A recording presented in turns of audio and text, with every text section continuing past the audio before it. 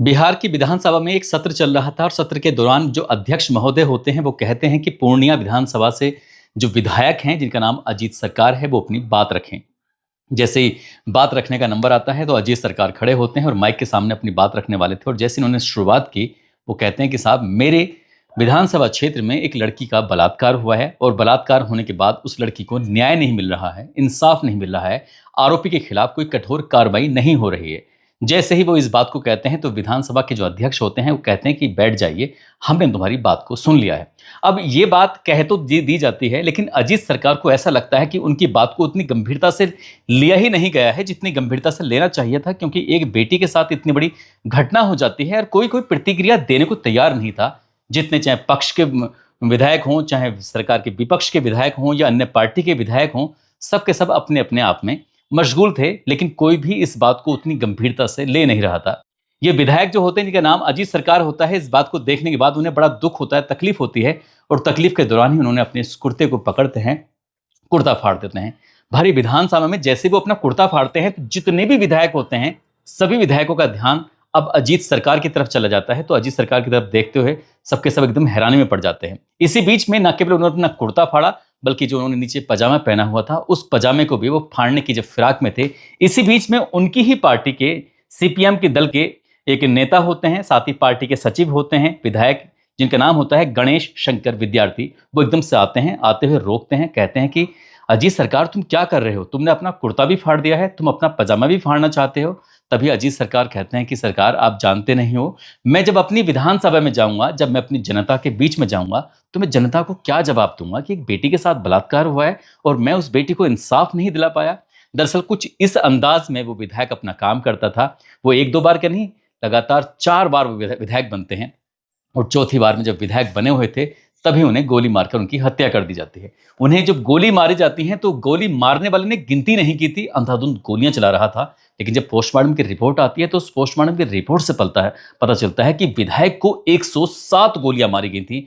इस घटना ने पूरे देश भर को सोचने पर मजबूर कर दिया था कि आखिरकार उस विधायक को इतनी गोलियां क्यों मारी।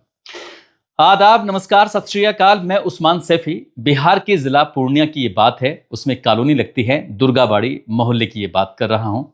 एक व्यक्ति दौड़ता हुआ भागता हुआ आता है और आने के बाद ये तारीख थी 14 जून साल 1998 और शाम के लगभग 5:15 के आसपास का वक्त हो रहा था।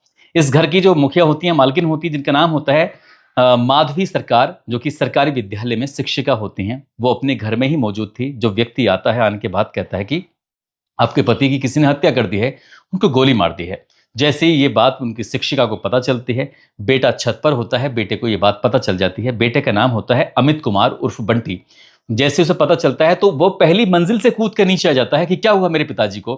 बेटी होती है जो गली में खेल रही थी अपनी सहेलियों के साथ, उस बेटी को जब ये बात पता चलती है तो बेटी भी एकदम से रोने लगती है। एक बड़ी बेटी है जो बाजार में अपनी सहेलियों के साथ गई हुई थी, जिसका नाम रीना सरकार होता है। और जैसे ही रीना सरकार को ये बात पता चलती है कि इनके पिताजी की किसी ने हत्या कर दी है तो ये पूरा परिवार जो होता है ये दौड़ते हुए भागते हुए उसी जगह पर पहुंच जाता है।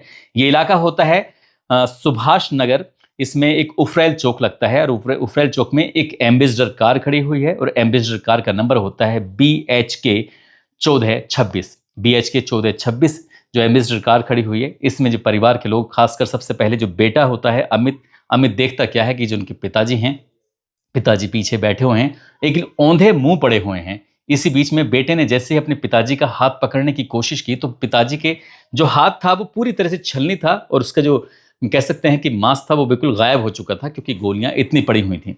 इसी बीच में उन्होंने अपने पिताजी को औंधे मुंह से सीधे करने की जब कोशिश की तो जो भेजा था वो निकल के बाहर गिर जाता है। बस इतना था। इतना देखने के बाद चीख पुकार मच जाती है और चीख पुकार मचने के बाद इस इलाके के अंदर हजारों लोगों की भीड़ जमा हो जाती है। और जैसे ही हजारों लोगों की भीड़ जमा हुई थी तो लोग सोचने पर मजबूर थे। उस एम्बेसडर कार के अंदर 3 लाशें पड़ी हुई थी। एक लाश विधायक की थी, विधायक का नाम अजीत सरकार होता है। उनके एक दोस्त होते हैं जिनका नाम अशफाक आलम होता है और साथ ही उनका ड्राइवर होता है जिसका नाम हेमेंद्र शर्मा होता है। 3 लाशें थीं और 3 लाशों मतलब इनको मारने के लिए अंधाधुंध गोलियां चलाई गई थी। साथ ही जो उनका बॉडीगार्ड मामूली रूप से घायल था, लेकिन उसका हॉस्पिटल में इलाज चल रहा था। लोगों का जो हुजूम था लगातार बढ़ता चला जाता है। अब जहां जो आसपास के लोग थे वो बताते हैं कि AK-47 से और रिवॉल्वर से लगातार गोलियां चलाई गई थी। जो आसपास के लोगों ने देखा था वही बताना शुरू कर दिया कि किस तरह से दो बाइकों पर यामाहा बाइक बताई जाती हैं, वो बाइक पर आए थे। आने के बाद क्योंकि ये जो गाड़ी है, गाड़ी का जो नंबर है BHK 1426, BHK 1426, इस एम्बेसडर कार को उस इलाके का बच्चा बच्चा जानता था, पहचानता था, क्योंकि विधायक जी की जो गाड़ी होती है। अब यहाँ से पोस्टमार्टम के लिए बॉडी भेजी जाती है। पोस्टमार्टम की रिपोर्ट जब आती है तो पोस्टमार्टम की रिपोर्ट से पता चलता है कि सिर्फ विधायक को 107 गोलियां मारी गई थी। यानी कि मौत तो एक गोली में भी हो सकती है, बाकी लोगों को इतनी नहीं मारी गई जितनी क्या विधायक को मारी गई थी। लेकिन ये दुश्मनी किस लेवल की थी, किसकी नहीं थी।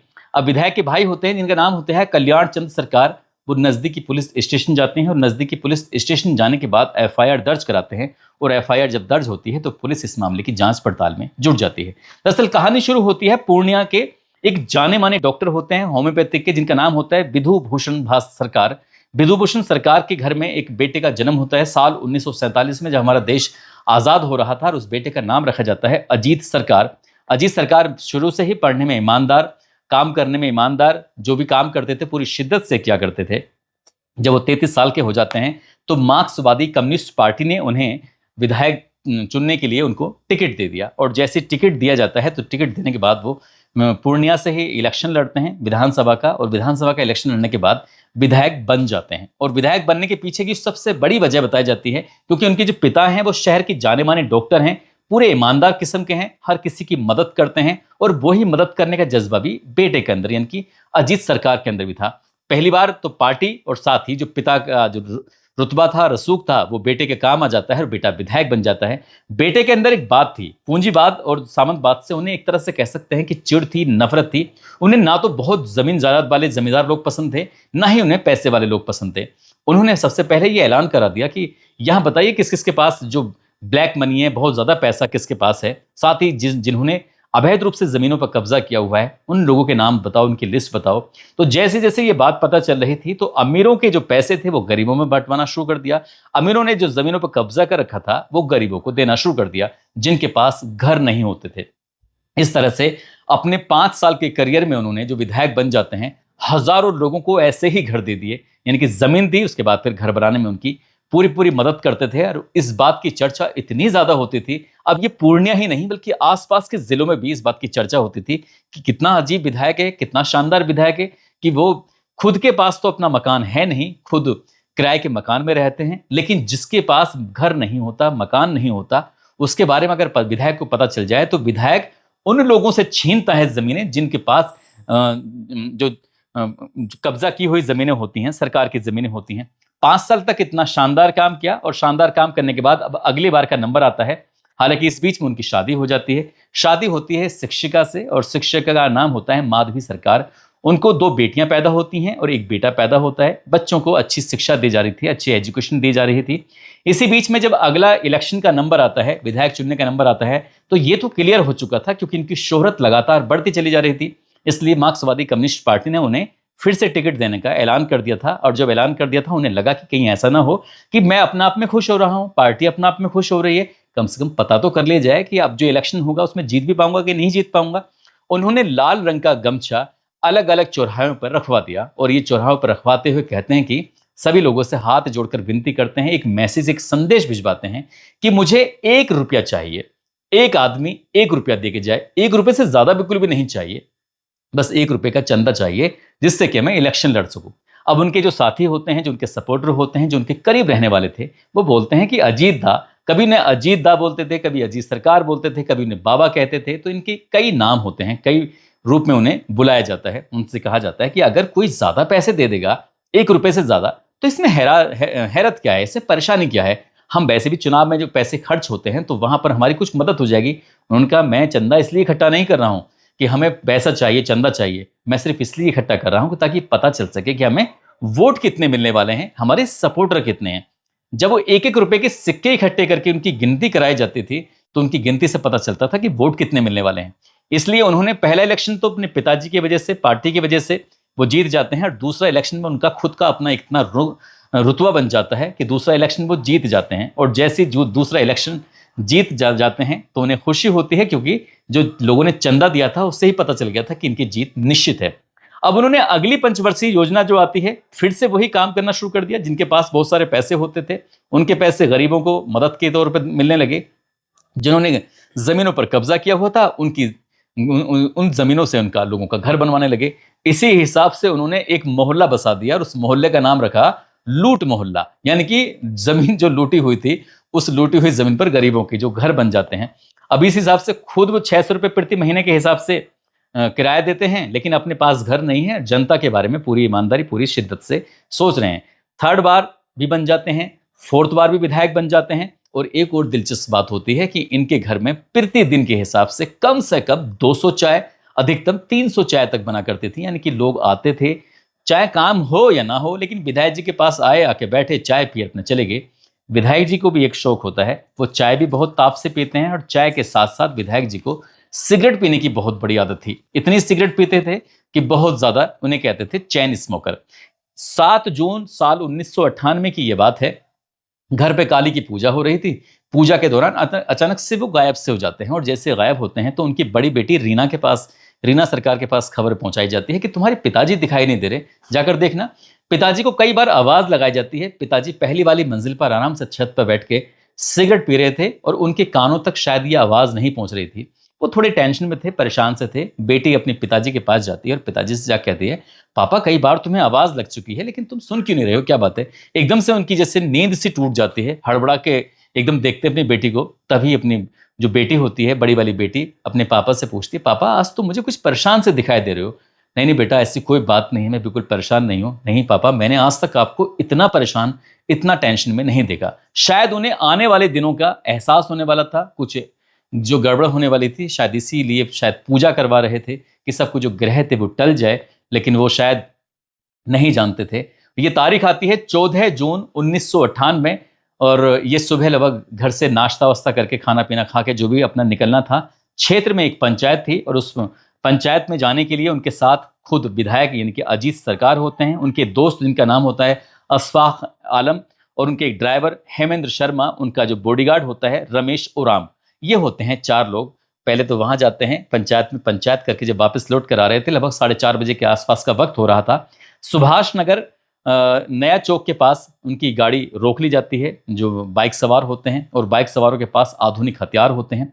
उसके बाद जैसे AK-47 से लगातार एक के बाद एक गोली चलाना शुरू कर दिया जाता है। और जो लगातार गोलियां चलाई जा रही थी, तो सिर्फ विधायक को 107 गोली मारी गई थी, जो उनकी पोस्टमार्टम की रिपोर्ट से ये बात पता चलती है। पहले इस मामले की जांच पुलिस ने की, और पुलिस से जब जांच ले ली जाती है, CBI पे जांच पहुंच जाती है। CBI इस मामले की जांच पड़ताल करती है। जिन लोगों का नाम आता है, उन लोगों के खिलाफ चार्जशीट लगाकर अदालत भेज दी जाती है, और निचली वाली अदालत से उन्हें सजा भी सुनाई जाती है। लेकिन उन्होंने फिर चैलेंज कर दिया, मामला हाई कोर्ट पहुंच जाता है। और जब हाई कोर्ट पहुंचता है तो हाई कोर्ट उन्हें बरी कर देता है। अब फिलहाल ये मामला सुप्रीम कोर्ट में विचाराधीन चल रहा है। और जब हम इस खबर को सुना रहे हैं आपको, तो इस घटना को 28 साल का समय बीत जाता है। लेकिन 28 साल के बाद भी इस तरह के शानदार विधायक को, जिसने विधानसभा में अपने कपड़े फाड़ दिए एक बेटी की वजह से, जिस विधायक ने हजारों लोगों को घर बसा कर दिए, जिस विधायक ने जनता के लिए इतना सारा काम किया हो, जिस विधायक को लोग आज तक भी ना भूल पाए हों, उस विधायक को ये कानून, जो भारत का कानून है, वो इंसाफ नहीं दिला पाया। परिवार के लोग आज भी एक डर के माहौल में रहते हैं। यही कारण है कि जो उनका इकलौता बेटा है, उस पर लगभग 3 बार हमले हुए थे। उसके बेटे को भी लगने लगता है विधायक के कि शायद यहाँ रहेगा तो मारा जाएगा, इसलिए उसने देश ही छोड़ दिया। ऐसा बताया जाता है कि वो शायद ऑस्ट्रेलिया में वहाँ रह रहे हैं। और एक बार सत्यमेव जयते जो आमिर खान का प्रोग्राम हुआ करता था, उस प्रोग्राम में भी वो गए हुए थे। वहाँ उन्होंने पूरी कहानी बताई, और कहानी बताते बताते उनके जो बेटे होते हैं विधायक जी के, वो रोने लगते हैं। यही हमारे देश की विडंबना कहिए या फिर लचीला कानून कहिए, कि अपराधी पकड़ा भी जाता है लेकिन उसको सालों साल तक सजा नहीं मिलती है। जिसमें इस हत्याकांड में नाम आता है, वो सांसद भी बनता है, कई बड़े पदों पर रहता है, और आज वो रसों के साथ इस तरह से जी रहा है, रह रहा है। लेकिन क्या कह सकते हैं, क्योंकि जब हाई कोर्ट ने ही उस आदमी को बाइज्जत बरी कर दिया है, और मामला सुप्रीम कोर्ट में विचाराधीन चल रहा है। हालांकि वो जगह जगह इंटरव्यू देता हो, वो नेता कहता है कि मेरा नाम तो सिर्फ लिया गया है, मुझे फंसाया गया है, और मैं इसमें शामिल नहीं था। दोस्तों, इस पूरे घटनाक्रम को सुनाने का उद्देश्य किसी को परेशान करना नहीं है, किसी का दिल दुखाना नहीं है, बल्कि आपको जागरूक करना है, आपको सचेत करना है। और जाते जाते नेपाल के रहने वाले हैं सुरैन मुखिया और मोहम्मद इस्माइल, आज इनका जन्मदिन है। इनको जन्मदिन की ढेर सारी शुभकामनाएं। बहुत बहुत मुबारकबाद। आप सब लोग अपना ख्याल रखें, सुरक्षित रहें। जय हिंद, जय भारत।